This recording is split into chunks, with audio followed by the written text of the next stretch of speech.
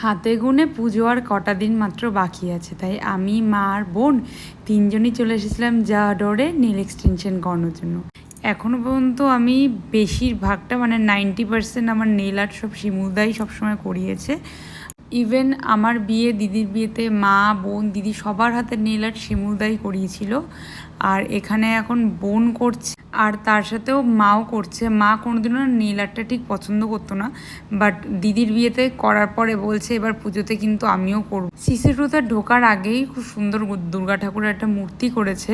তারপর সিসি2 থেকে ডিরেক্ট চলে গেছিলাম বিউটিতে, কটা মার চুড়িদারের পিস, কটা ব্লাউজের মাপ দিয়ে এসেছি যাতে কালী পুজোতে অন্তত পাই। তারপর এসেছিলাম শাখা পরার জন্য, আর আজকে আমিও পরেছি শাখা, তার সাথে মাও পরেছি, দুজনে একসাথে পরেছি।